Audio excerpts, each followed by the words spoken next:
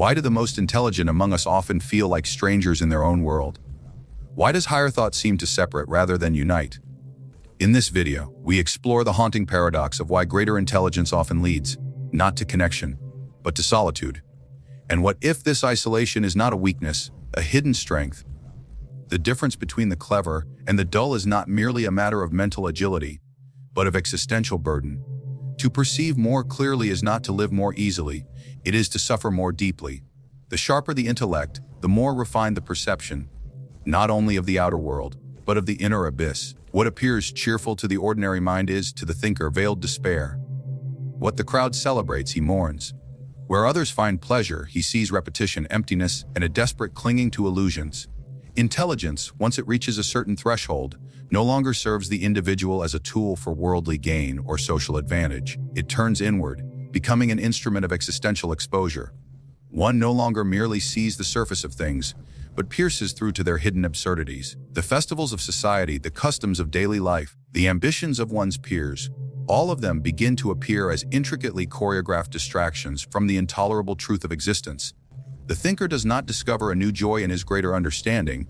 Rather, he discovers a deeper nausea. This acute perception strips away the veils that comfort the average man. Religion, politics, fashion, entertainment, these no longer amuse. They repel. Their artificiality is too glaring, their motivations too transparent.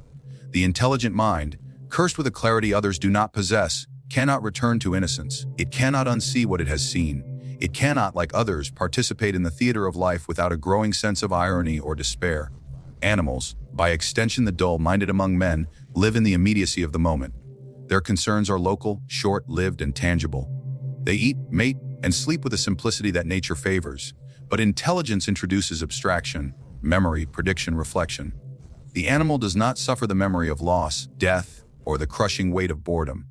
The intelligent human, however, must carry all three like a cross. His past haunts him, his future threatens him, and his present rarely satisfies him. The more perceptive the mind, the more vividly it becomes aware of the futility that underpins human striving. Success, fleeting. Pleasure, diminishing. Love, imperfect and unstable. Friendship, often a pact of mutual convenience.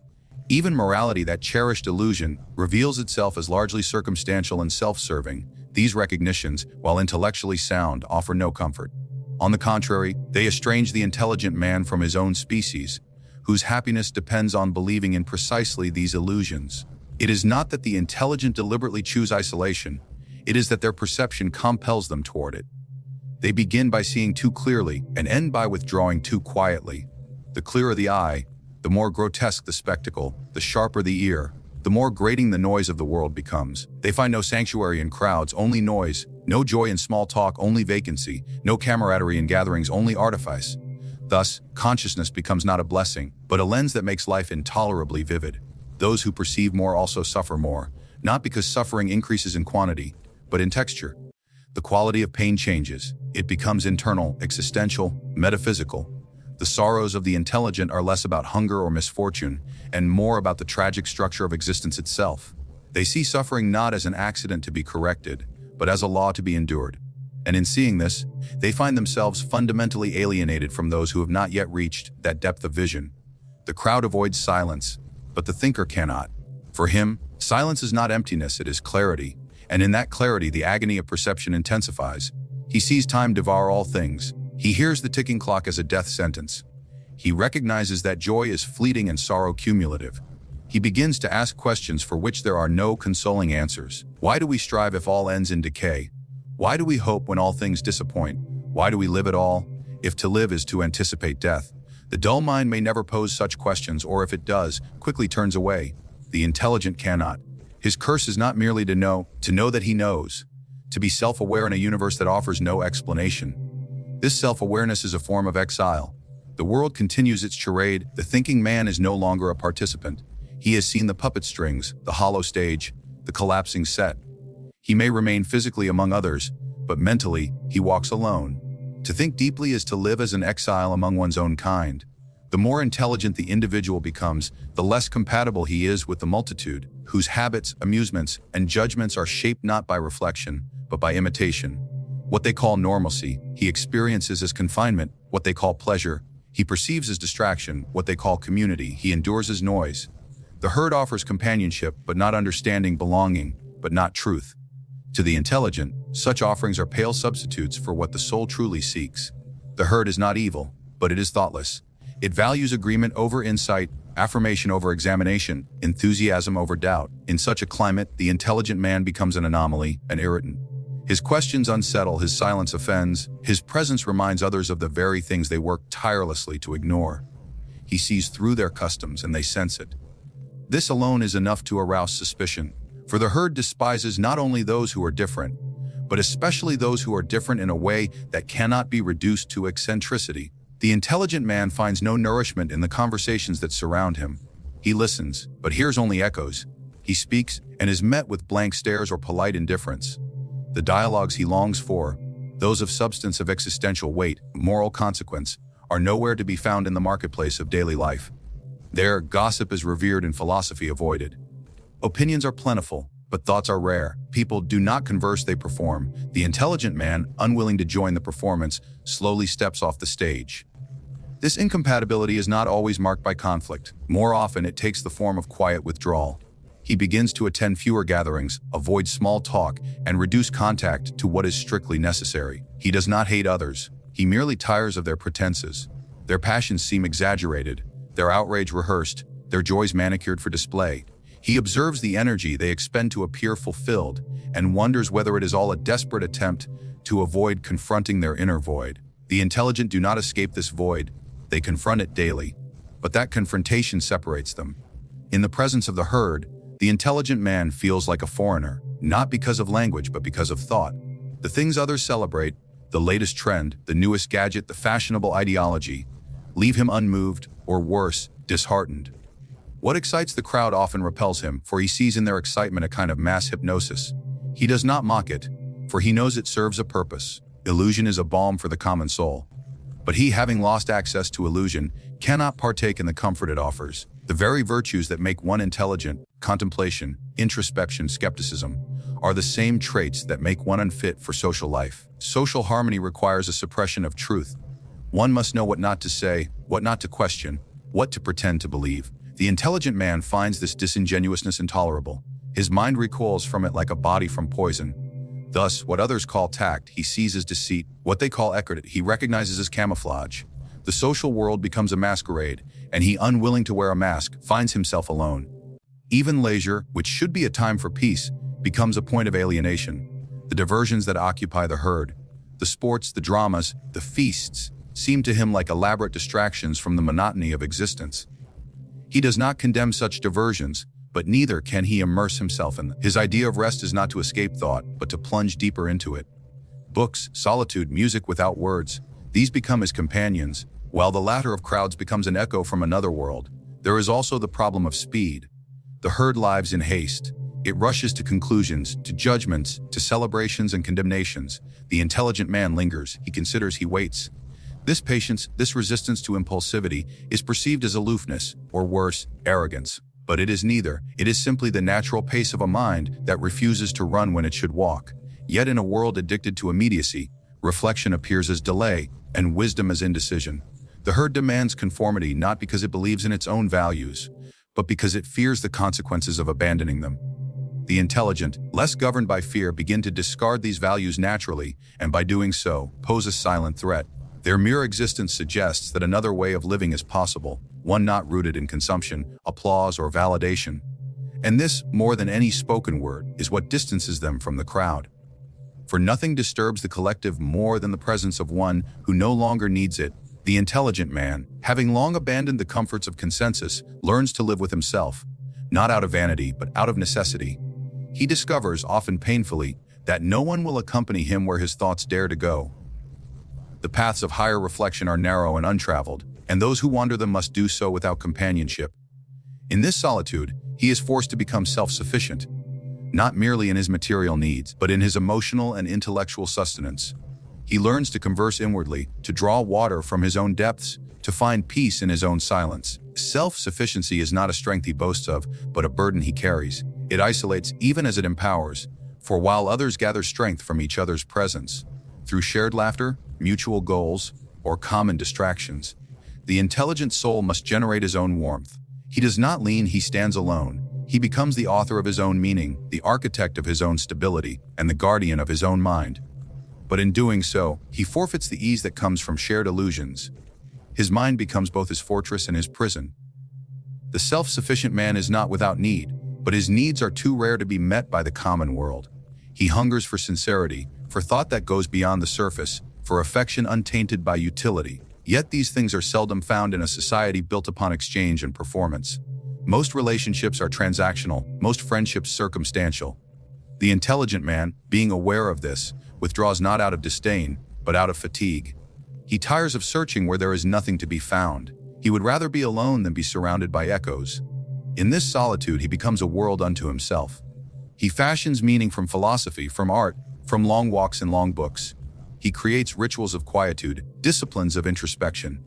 These practices keep him from despair, but they do not make him whole. Wholeness is a luxury afforded to those who are less aware. The more one sees, the less one is at peace. He may achieve moments of clarity, of harmony between thought and being. They are fleeting. And yet, fleeting though they are, he clings to them as proof that a life apart is still a life. The burden of self-sufficiency also manifests in love. The intelligent man may desire love deeply, but he desires a love that is seldom reciprocated, one that is not based on appearances or convenience, but on shared perception of the tragic nature of life. He does not seek to be entertained or completed, but to be understood. This expectation, which seems simple to him, incomprehensible to most. Thus, even in intimacy, he is often alone. He may sit beside another and feel the distance more acutely than if he were in a desert. There is also a peculiar fatigue that comes with being one's own counsel, without others to confide in, to challenge, or to mirror his thoughts. The intelligent man must resolve every contradiction alone. He must be both judge and accused, doctor and patient, builder and destroyer. He interrogates his beliefs without reprieve, corrects his errors without comfort. This relentless internal dialogue grants him a kind of clarity. It also leaves him without rest. The mind, left without an external anchor, becomes its own battleground, while others outsource their mental and emotional labor, consulting friends, therapists, social groups. The self-sufficient thinker has no such relief. His life is not compartmentalized. He carries the weight of his observations constantly. He cannot distract himself for long, for his mind is trained to return to the essential, to the inescapable. Entertainment for him is thin nourishment. He may indulge, but never for long, for the call of reflection is too loud, and the taste of illusion too bitter. In a world obsessed with stimulation, the self-sufficient man becomes suspect. His quietness is misunderstood as arrogance, his introspection as melancholy, his independence as coldness. Yet none of these perceptions reflect the truth. He is not above others, he is merely apart from them. He does not feel nothing, he feels too much. He is not empty, he is full, but of questions, not answers. His strength lies in his refusal to seek validation where he knows it will not be found, and in his tragic willingness to carry his thoughts alone through a world that rarely listens. The modern world is suspicious of solitude. It pathologizes withdrawal, treats silence as a symptom, and frames loneliness as failure. From every direction, the individual is urged to connect, to share, to belong. This compulsion to constantly be among others is not born of strength. It is born of fear, the fear of meeting oneself. The fear of sitting in a room without distraction, the fear that without the gaze of the other, the self may disappear. It is precisely this fear that the intelligent man must overcome, for his solitude is not a lack, it is a necessity, a condition for thought, for clarity, for depth. Those who think little require many companions, those who think much require space. The more profound one's mind, the more intolerable becomes the noise of the crowd. Not the physical noise alone, the psychic dissonance, the endless chatter, the exchange of trivialities, the theater of social expectations. The thinking man seeks not merely to be alone, to be unobserved. He does not wish to perform, he wishes to reflect. Solitude offers him not escape from the world, the conditions required to confront it without distortion. To the shallow observer, solitude appears as a void, but to the man of thought, it is a medium, like still water, upon which truth can be seen clearly. The ceaseless activity of the crowd clouds perception, agitates the soul, and renders it incapable of seeing what lies beneath. Just as a pond reveals the sky only when undisturbed, so too does the mind reveal reality only in quiet. The multitude trapped in distraction cannot grasp this. They see the solitary man and mistake him for broken, when in fact he is whole in a way they do not understand. Solitude is not the absence of society, it is the presence of self. Most people, when left alone, feel anxious, not because they are truly alone, but because they are left in the company of a self they have never come to know. They flee from it into noise, into crowds, into constant engagement. The intelligent man does not fear himself. He knows that whatever he may discover within, however painful, however absurd, is more real than the flattering illusions offered by society. He does not fear the abyss, he questions it. Depth is isolating by its very nature. The deeper one's insight, the less shareable it becomes. Language, shaped by the needs of the common mind, is ill-suited for subtle truths. The intelligent man often finds that what is clearest to him is incomprehensible to others. He speaks not to persuade, but out of a kind of inward necessity. And even then, rarely. The more he sees, the more he realizes that the highest truths are not spoken, but born. This silent burden distances him from others not by force, but by gravity. The world rewards performance, not perception. It applauds charisma, not contemplation. Those who think deeply are rarely celebrated, because their presence is unsettling. They do not flatter society, they expose it. They are not easily categorized nor easily entertained. Their solitude is mistaken for sadness, their seriousness for coldness. These misreadings are inevitable in a culture that understands connection only as visibility and meaning only through noise. In solitude, the intelligent man builds an inner life so vast and intricate that it rivals any external possession. He may appear to lack, but in truth, he possesses something rare, the capacity to be with himself without discomfort. His solitude is not sterile. It is populated by ideas, by memories, by reflections that would be stifled in the presence of others. He does not seek to avoid humanity, but to encounter it more honestly. Without the masks, without the noise, without the theater. And for that, he must first withdraw.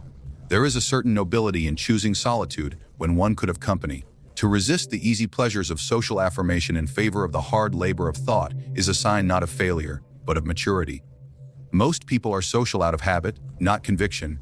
They fear insignificance, and so they gather in groups, mistaking quantity for meaning. The intelligent man recognizes that true significance is often invisible.